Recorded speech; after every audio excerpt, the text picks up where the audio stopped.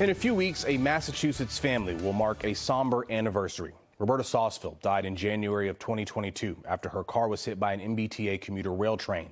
It wasn't long before the agency revealed the safety systems put in place to protect drivers like her at railroad crossings failed. Nearly 2 years later, Sausville's family has taken the train's operator, Keolis, to court to hold him accountable. As we found out, it wasn't the first time something like this had happened. A deadly collision in Wilmington. They were watching the early news. And a woman is dead after a commuter rail train hit a car this evening. It was a little white car, and she had just bought a new car. I sent her a text saying, I hope you weren't on that train. Tonight, the identity of the woman involved in this is not being released. My husband, Jim, he said, you didn't hear back from Robbie, did you? So I checked my phone, and I'm like, geez, no, I didn't. And he says, it is a little white car. And then the doorbell rang. The two police officers at Celeste Edmondson's door the night of January 21st, 2022, were there to confirm her worst fears. Then they said, do you have a sister? Do you have a sister, Roberta? And then I just grabbed his arm. Edmondson's sister, Roberta Sausville, was dead. It was her car that was hit by an MBTA commuter rail train at the Route 62 crossing in Wilmington. I can't even imagine the horror, the horror of it. Almost as quickly as the news of her sister's death came the explanation. The signal safety system at the crossing, the arms, flashing lights, and warning bells didn't activate. The MBTA said less than an hour before the crash, a signal maintainer for Keolis, which operates the train, was performing regularly scheduled testing and preventative maintenance, and the safety system was not returned to its normal operating mode.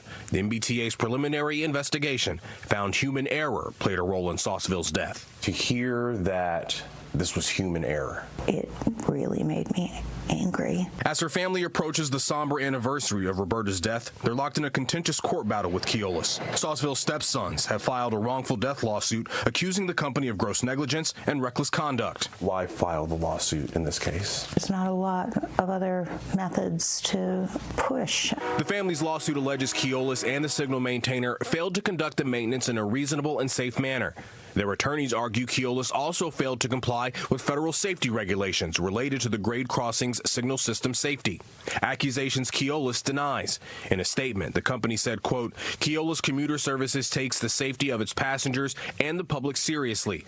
Out of respect for the legal process, we respectfully decline to comment further on pending litigation. If you shut a system down that's for protection, to me it seems that when it's turned back on, that there should be more than one person to witness that the system is up and running and doing what it's supposed to do. Federal records obtained by the NBC10 investigators show that since 2018, there have been at least 3 reported incidents of safety signals failing to activate at MBTA commuter rail crossings following maintenance work, with one incident resulting in a driver nearly being hit by a train. If it's happened a number of other times, something similar, then they need to do something. So you want more safeguards? Absolutely. Safety at commuter rail crossings has been a high priority for General Manager Philip Ang.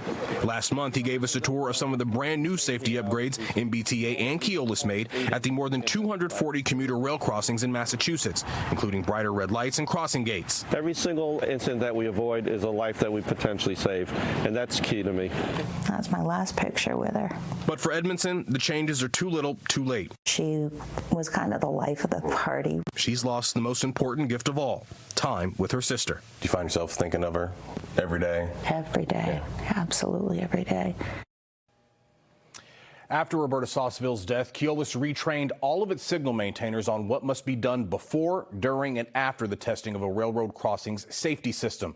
Commuter rail dispatchers are now required to check with signal maintainers to ensure the safety system is enabled after their work is done. And finally, the signal maintainer has to remain on site until the next train passes to ensure the system is fully operational. And if it's not, they must be prepared to manually control the system if it's not working. Now, nearly 2 years later, this incident is still under investigation by the Middlesex District Attorney's Office.